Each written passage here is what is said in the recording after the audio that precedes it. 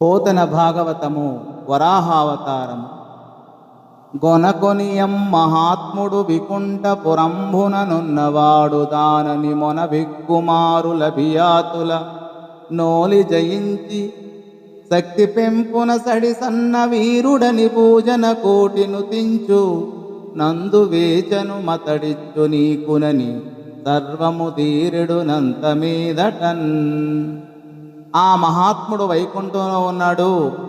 ఎన్నోసార్లు యుద్ధరంగంలో శత్రువులను ఓడించి శక్తి సామర్థ్యాలలో పేరు మోసిన వీరుడని భూజనులంతా పొగుడుతారు.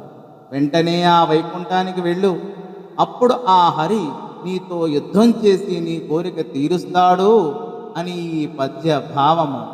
ధన్యవాదములు.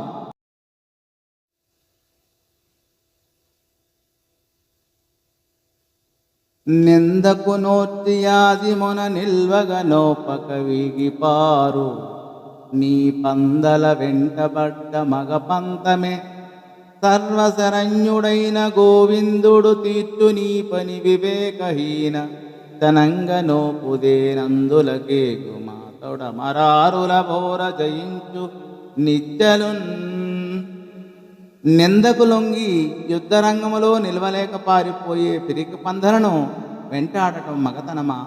బుద్ధిహీనుడా, అందరూ శరణ కోరే గోవిందుడు నీ పని పడతాడు. పోగలిగితే అక్కడికి వెళ్ళు. ఆ హరి ఎప్పుడూ రాక్షసులతో పోరాడుతూ జయిస్తూ ఉంటాడు అని ఈ పద్య భావము. అంతేకాక పురుషాకృతి ప్రతియుగమున పురుషోత్తముడవతరించి పూరి భుజా విస్ఫురన్ దుష్ట నిసాటుల హరించుచునుండు మునిగనార్చిత పదుడై. పురుషోత్తముడు మునులు పూజించే పాదపద్మాలు గలవాడు అయిన విష్ణువు ప్రతియుగములోనూ పురుష రూపంతో భూమి మీద అవతరించి పరాక్రమవంతులు దుష్టులు అయిన రాక్షసులను సంహరిస్తాడు అని ఈ పద్య భావము.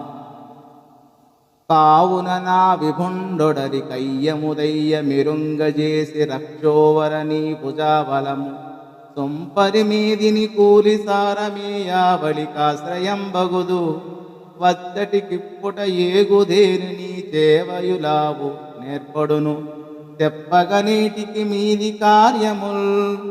కనుక ఓ రాక్షసుడా, కయ్యమో దయ్యమో ఏదో ఆ హరికే చెప్పు అని హేళనగా అంటూ నీ భుజబలం తరిగి నేల కూలుతావు.